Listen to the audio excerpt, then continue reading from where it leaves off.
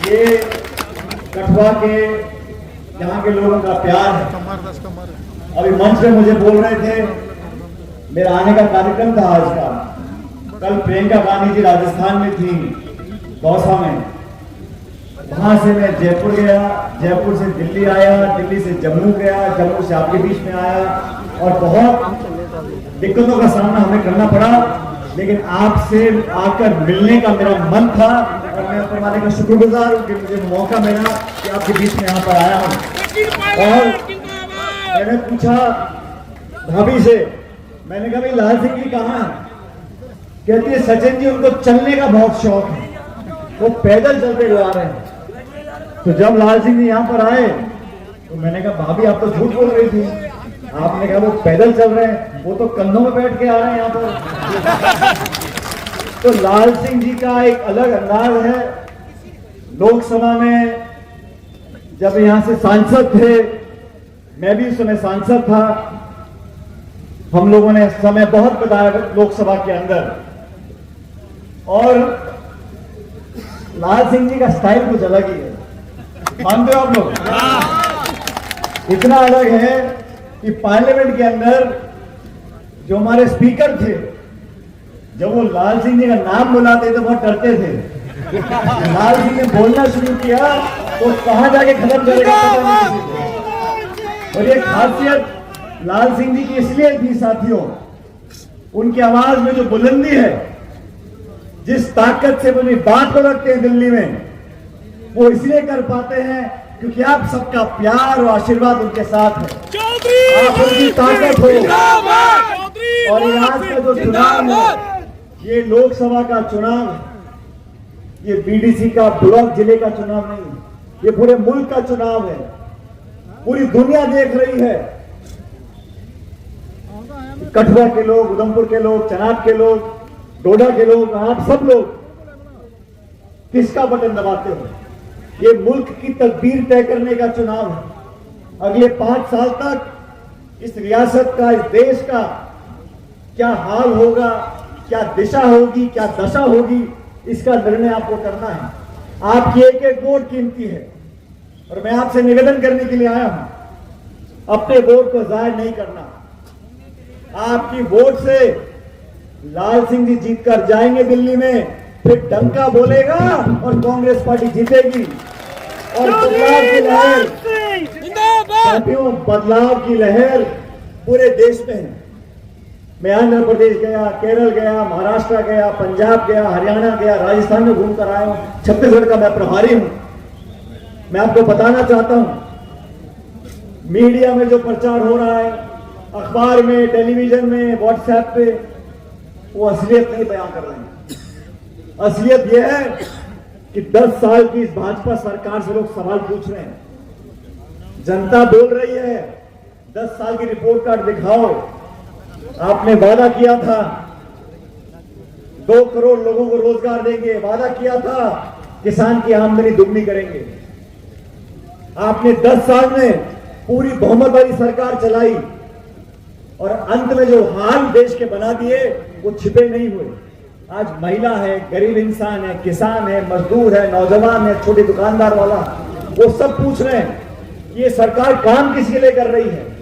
हम $5 ट्रिलियन की इकोनॉमी बना रहे हैं, किसके लिए बना रहे हैं? हमारे हवाई अड्डे, बंदरगाह, रेल, पोर्ट सारे निजी हाथों में देते जा रहे हैं। मुझे खुशी है साथियों कि हमारी पार्टी ने गारंटी दी है। ये हमारी पार्टी की 5 गारंटी है। हमने महिलाओं के लिए, किसानों के लिए, नौजवानों के लिए अपना वचन दिया है।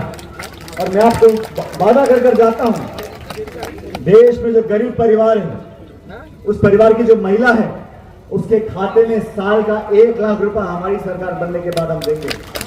और मैं भाजपा के साथियों को बोलना चाहता हूं, आपने जो रियासत का हाल किया है, आपने राज्य को यूटी बनाया है। और मैं 2 दिन पहले देखा, प्रधानमंत्री ने बोला हम राज्य का दर्जा वापस देंगे। आप कोई एहसान नहीं कर रहे, ये अधिकार है, ये संविधान देश का है, और आप औरों के किए हुए पर अपनी पीठ थपथपाते हो। साथियों, मैं मन से बताना चाहता हूं, जम्मू कश्मीर में चुनाव होंगे, सितंबर से पहले होंगे, और ये सरकार नहीं करा रही, सुप्रीम कोर्ट का आदेश आया है कि आपको कराना पड़ेगा। सुप्रीम कोर्ट का आदेश था कि अयोध्या में राम मंदिर बनाना पड़ेगा। सुप्रीम कोर्ट का आदेश था कि इलेक्ट्रल बॉन्ड इलीगल है। कोर्ट के आदेश से काम होता है और आप फोटो खिंचवाते हो। लाल सिंह चौधरी तो जीतेगा जीतेगा। मैं तो चाहता हूं कि हम जम्मू में जीते, हम तीनों सीट वैली की भी जीते और पूरे उत्तर भारत में। और बीजेपी के तमाम नेता आज यहां पे आकर चुनाव की वोट मांग रहे हैं। 10 साल से सरकार आपके पास थी और हम चाहते हैं साथियों एक नई आवाज बुलंदी से पैदा करें। हिंदू, मुसलमान, मस्जिद, मंदिर, हिंदुस्तान, पाकिस्तान, इतना ही भाषण है बीजेपी के नेताओं का। बीजेपी के नेताओं का स्कूल, कॉलेज, अस्पताल, निवेश, बेरोजगारी, महंगाई, महिला, नौजवान, किसान, खाद, बीज, बिजली, पानी, कोई मतलब नहीं। लोगों को इकट्ठा करो, जज्बात से खेलो, लचीले भाषण दो, अखबार, टेलीविजन, फोटो, 24 घंटे टीवी ऑन करो, एक ही फोटो, एक ही फोटो, एक ही फोटो, रेडियो भी नहीं छोड़ा, 24 घंटे का प्रचार करना। और हालात ये हो गई है, आज जो खाई बन गई है गरीब और अमीर की, आज से पहले ऐसा नहीं था। सरदार मनमोहन सिंह जी देश के प्रधानमंत्री थे, मैं उनकी सरकार में काम करता था। हम झगड़ा करके काम करवाते थे, मनमोहन सिंह जी कहते होगा, हमने एमएसपी पे कानून बनाने का वादा किया है। और यहां पर जब से गवर्नर साहब का रूल चला है, यहां पर बाहर के लोग आके जमीन पे कब्जा कर रहे हैं। जिस जमीन पे किसान खेती कर रहा है दशकों से, उसकी जमीन लेके दी जा रही है। भेदभाव की राजनीति हो रही है, टकराव की राजनीति हो रही है, बदला लेने की राजनीति हो रही है। इस देश में विचारधारा अलग हो सकती है, सोच अलग हो सकती है, राजनीतिक दल अलग हो सकते हैं, लेकिन निर्वाचित जो इलेक्टेड चीफ मिनिस्टर हैं उनको आप जेल में डाल दोगे, विपक्ष की आवाज को खत्म कर दोगे। कांग्रेस एक प्रमुख विपक्षी पार्टी है, सबसे बड़ी पार्टी ऑपोजिशन की है, हमारे खाते सीज कर दिए। कहते हैं 1994 में नोटिस दिया था, कांग्रेस के खाते सीज कर दो, मुख्यमंत्रियों को जेल में डाल दो, विपक्ष की आवाज को खत्म कर दो। निर्वाचन आयोग चुपचाप देख रहा। आपने देखा चंडीगढ़ में चुनाव थे, मेयर के चुनाव, वहां पे निर्वाचन अधिकारी बैठ के खुद वोटें खराब कर रहा है। सुप्रीम कोर्ट को दस्तक देनी पड़ी, तब जाके न्याय वहां पर हुआ। मैं तो आपसे अपील करने के लिए आया हूं। बहुत से दल पार्टी बना के चुनाव लड़ रहे हैं, बहुत से नेताओं को आपने देखा है, मैं किसी की बुराई नहीं कर रहा हूं, लेकिन आपको समझना पड़ेगा आपके दुख दर्द का भागीदार कौन रहा। मैं दावे से कह सकता हूं, लाल सिंह जी आपके दुख और दर्द में शामिल रहे, अच्छे बुरे समय उनके साथ रहे, और अपने पराये में अंदर करना सीखो। वो लोग जो दिल्ली से आके भाषण दे जाते हैं और आपको बड़े बड़े वादे कर जाते हैं, हम उस पार्टी के लोग हैं। आजादी से पहले से लेकर आज तक इस कांग्रेस ने खून पसीने से इस जम्मू और कश्मीर को सींचा है, लोगों को इकट्ठा रखा है, हमने कुर्बानियां दी हैं, अपना सियासी नुकसान भी करवाया है, लेकिन लोगों की और जमहूरियत को ताकत देने का काम हम लोगों ने किया है। मैं तो सिर्फ आप लोगों से निवेदन कर रहा हूं, 19 तारीख को वोट पड़ेगा, बड़े बड़े लोग चुनाव यहां से लड़ रहे हैं, लेकिन अपने बेटे को, अपने भाई को, अपने उस जामाज नेता को आपको दोबारा दिल्ली भेजना है। दिल्ली भेजोगे नहीं भेजोगे? आवाज नहीं आई भाई, दिल्ली भेजोगे नहीं भेजोगे? और था जिस रियासत में आतंकवादी थे, यहां गोलियां चलती थी, कोई आंसू पोंछने वाला नहीं था, तब हमारे दल के नेता के यहाँ पे लोगों का हाथ थामते थे। ये बीजेपी वाले कहां घूमते थे उन दिनों में? कहां थे भाषण, कहां थे विज्ञापन? अपने पराये का पता पड़ता है जब दुख और मुसीबत होती है। अच्छे समय में, जलसे में, शादी ब्याह में, खुशी में, त्योहार में सब लोग आ जाते हैं, लेकिन मातम बनाने के लिए, दुख में आंसू पोंछने के लिए, कठिनाई में हाथ थामने के लिए जो आता है वो ही अपना होता है। इसलिए लाल सिंह जी के हाथ में जमानत देने आया हूं।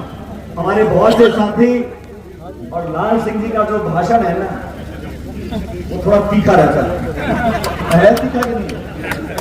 उस तीखे भाषण के चक्कर में कभी कभी ऊपर नीचे हो जाता है, लेकिन मन साफ है, जो जोर से बोल सकता है, इसका मन साफ है, वही बोल सकता है।